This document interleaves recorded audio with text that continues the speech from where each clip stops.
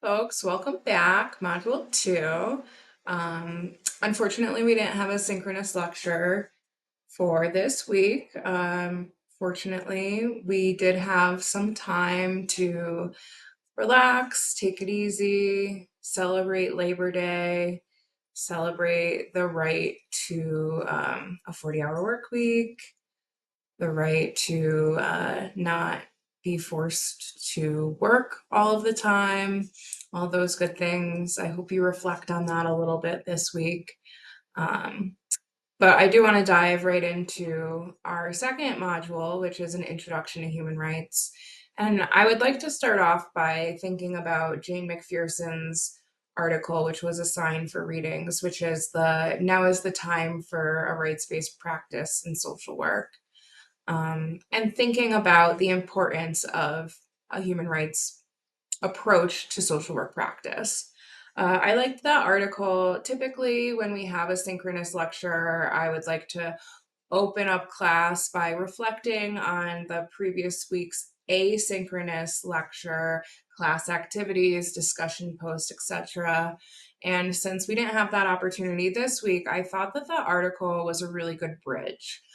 She talks about how, a rights-based social work practice is an excellent opportunity to work with our clients directly, to work with empowerment and using our skills to address people's immediate needs while also working on that fair redistribution of power and privilege, which I mentioned in our last asynchronous lecture.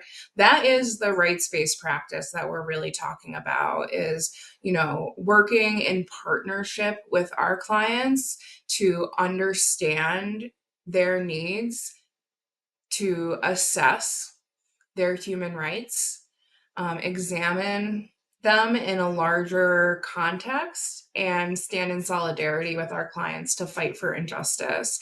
So, and she mentioned that it is political, to fight for resources is political. So, that requires advocacy that may be a little uncomfortable for some folks, but especially in today's socio-political context, it is, more important than ever.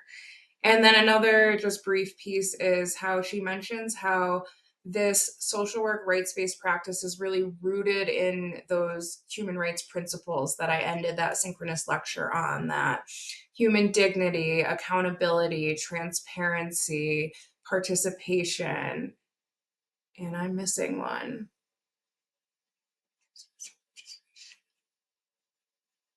Non-discrimination. And so when you're practicing social work, when you're practicing a rights-based approach to social work practice, just making sure that you are uplifting and engaging those human rights-based principles. Are you treating clients as, partners rather than, are you engaging in that self-determination and listening? Or are you, putting your views onto a client, and do you think that you know what's best? That are they at the decision making table when either at a micro or a macro level? Are you being transparent with your client? Are you advocating to make sure that those duty bearers are accountable for the realization of your client's human rights? So, definitely easier said than done. And as we move through the semester, we'll talk more about that. But as the slide indicates, today we're really going to introduce, I keep saying their human rights, their human rights. Well, what are their human rights? And through your readings and the video on the Universal Declaration of Human Rights, I hope you have a brief idea, but we're going to get more into like the nitty gritty of that today. So I love this quote by Eleanor Roosevelt. It was in the video on the Universal Declaration of Human Rights, and it's also in our syllabus. She says, "Where, after all, do universal human rights begin? In small places close to home, so close and so small that they cannot be seen on any maps of the world. Yet They are the world of the individual person, the neighborhood he lives in, the school or college he attends, the factory, farm, or office where he works. Such are the places where every man, woman, and child seeks equal justice, equal opportunity, equal dignity without discrimination. Unless these rights have meanings here, they have little meaning anywhere. Without concerned citizen action to uphold them close to home, we shall look in vain for progress in the larger world. I think this is an important quote. Eleanor Roosevelt was a champion of human rights, um, because it's very easy to critique human rights from a global or a national scale. But the work of social workers, as we can see with these three practice areas, the micro, the meso, and the macro, she mentions these micro, these individual, these mesos, these neighborhoods, these schools and businesses and hospitals, nonprofits, communities. Like, that is where you as social workers are going to be able to embed human rights via that rights-based practice that McPherson was talking about. So we can critique human rights on a global scale, certainly, and we can identify the violations and the injustices, but human rights occur at home. Human rights occur on the individual level, listening to your client, um, allowing for that self-determination, uplifting that human rights principle of participation, making sure that non-discrimination is existing, and your individual advocacy and your efforts to redistribute that power and privilege will culminate together to uplift human rights. So I just want you to remember that throughout the semester, because it can feel very heavy and like there isn't a lot of movement, especially as we see, various human rights violations at the forefront right now. We were seeing it, Russia and Ukraine, Israel and Gaza. I feel like the foreign policy is more clear than ever before. And it's domestic here right at our doorstep as well. I think very clearly about LGBTQIA plus rights right now. The trans community is facing inordinate discrimination. But these are things that in our neighborhoods, in our communities, even as in your internships, I'm sure you can find areas where you can uplift those human rights principles and encourage a rights-based social work practice. So just think about that throughout the semester, and we'll, dive deeper. So we talked a little bit about what it means to have human rights last week, rights that belong to you simply because you are human. But now as you read and watched, we have a little bit more context to that. And specifically through documentation, through the Universal Declaration of Human Rights. We see that this came out of the aftermath of World War II, when there were just like flagrant violations of human rights, just an absolute like atrocities and violations of human dignity. So what happened was over years, the development of this document, the Universal Declaration of Human Rights, which spelled out the preamble and then those 30 articles that specifically identify what you are entitled to as a human, just being the rights you have simply for being human, as Healy indicated in that article we read for our first class.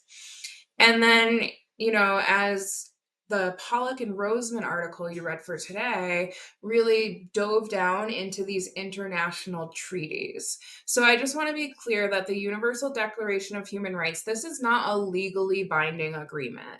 This is not it's not, no one, you can't be held legally responsible for violating the Universal Declaration of Human Rights.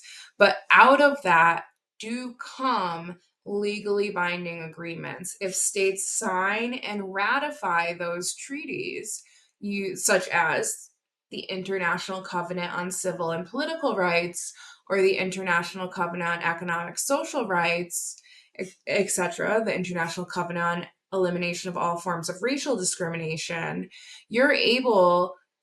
states have to look at those treaties, sign on to them, ratify them, and then they are held legally responsible for upholding those treaties.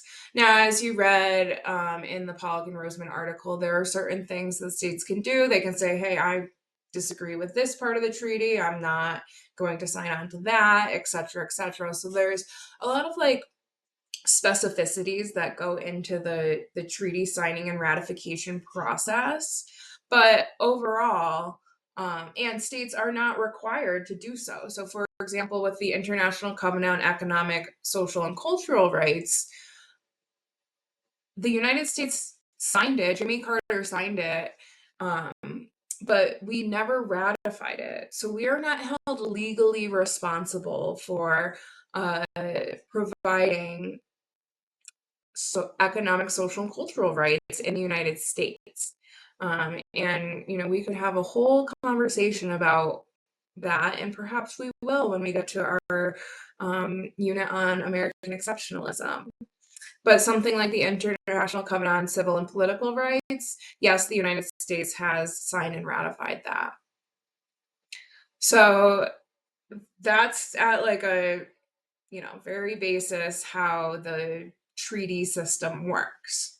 Now, when you read those articles, when you get to the website, you'll see that it's like a sentence or two. Like, everyone has a right to an adequate standard of living, including food, shelter, water, etc. Well, what does that mean? That's where these general comments come in down here.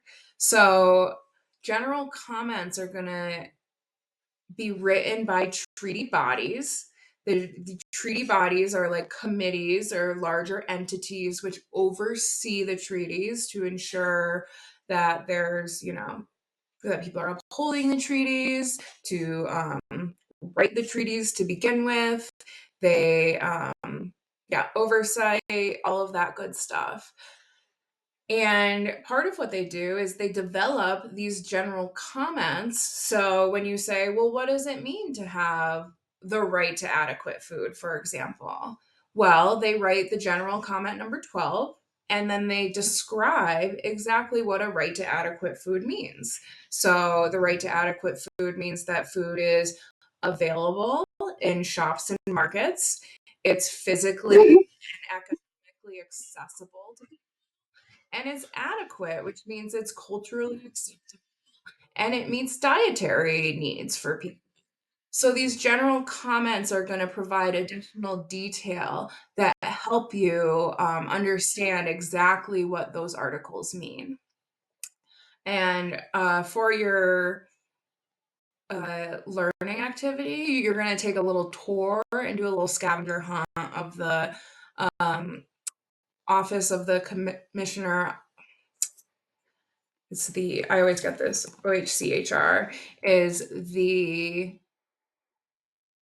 Office of the High Commissioner of Human Rights. Sorry, can never get my acronyms right. And so you'll be able to find like, okay, here's the treaty body website, and now here is this treaty, and now here is this general comment. So you'll be able to like fluidly find all of those. And I'll give you a little video so you can, watch me do it and then do it yourself.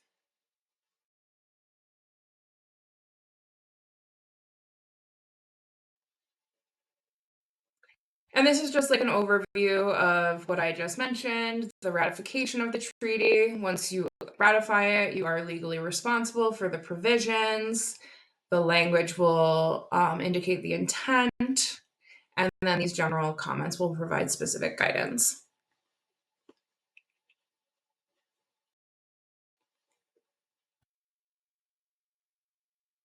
Here is that example from the International Covenant on Economic, Social, and Cultural Rights.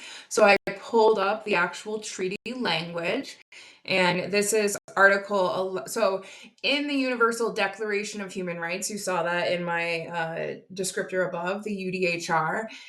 Article 25 calls for the right to the adequate standard of living, including food. You then find that in the International Covenant. UDHR, not legally binding, written in the aftermath of World War II to outline those 30 articles that all humans are entitled to.